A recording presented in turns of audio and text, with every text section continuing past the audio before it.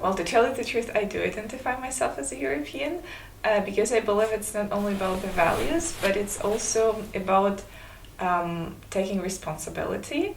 So I believe that in Ukraine, some people are not ready to take responsibility for politics, for culture, for everything that's going on around them. So I believe that being European means taking responsibility and like doing small steps um, to make the life of yourself, of your community, of your state better, and to make a little input into that. So therefore, I believe I am European because I'm ready for taking this responsibility.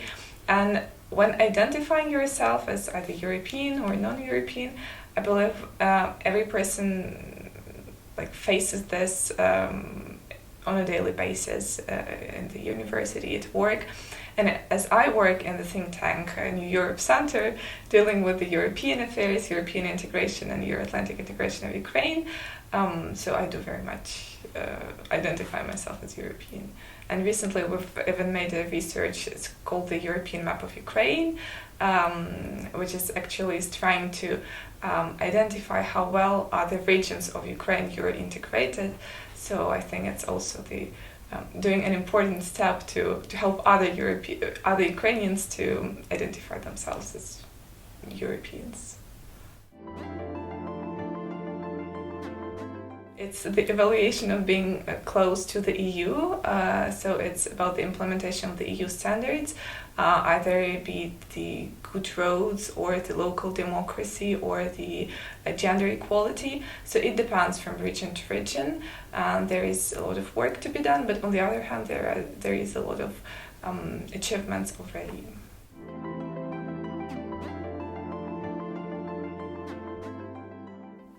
The understanding of Europe and of the world and how it works came to be in the university actually when I picked up international relations and started to perceive the continents, the states, not only as something like happening around me, but as something taking part in the politics and in economics and demographic issues. So I think it was actually taking my education.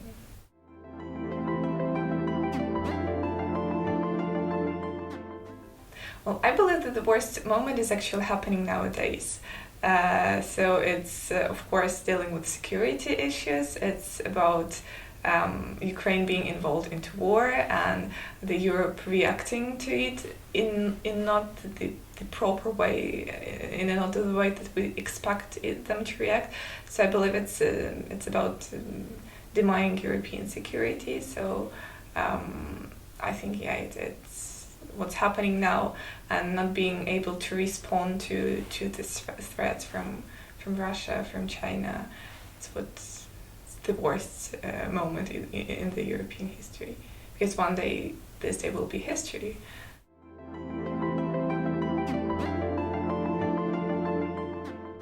I don't know about reason, but I believe that like in the past century, the best moment was actually the creation of the EU, not from the point of view of creating the important institution, but simply from the point of view of making the European states more stable and more united, more secure. Because I don't believe that after the Second World War, the states ruined and being absolutely in crisis could have been able to achieve some results on their own.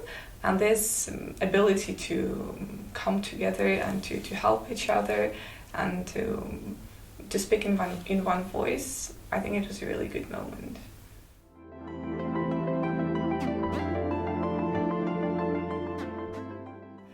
Personally, for me, EU has given me a profession because it's actually the field of my study, European Union, European integration of Ukraine.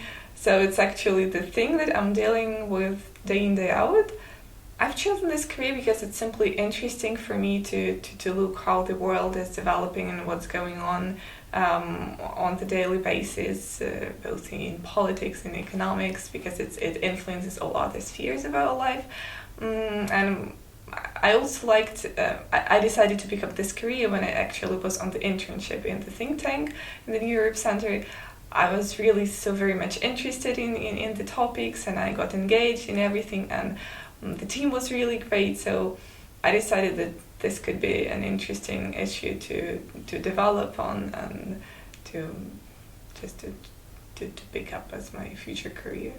Actually, there was a program for future young European leaders, and it was a really nice opportunity to come together with other young researchers dealing with the same issue, and just to exchange to exchange the views with them, and to share your ideas, and to build necessary context, because now coming from the conference to conference we meet each other and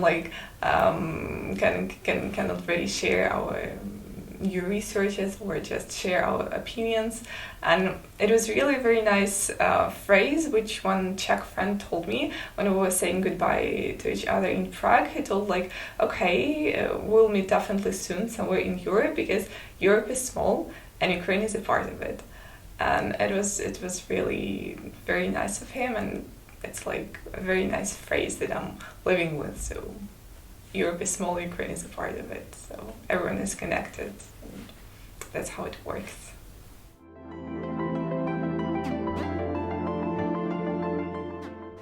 By 2030, I would like the EU not to cease to exist, first of all.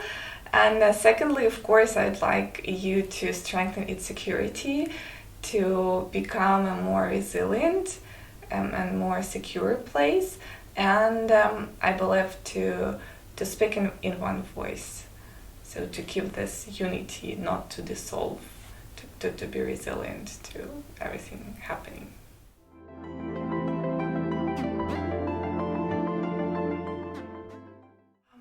I believe just accepting some,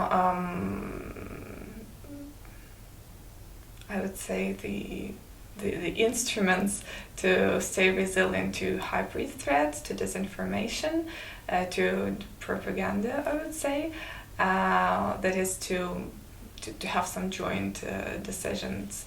And of course, by promoting security through European security projects like PESCO, or promoting EU-NATO cooperation.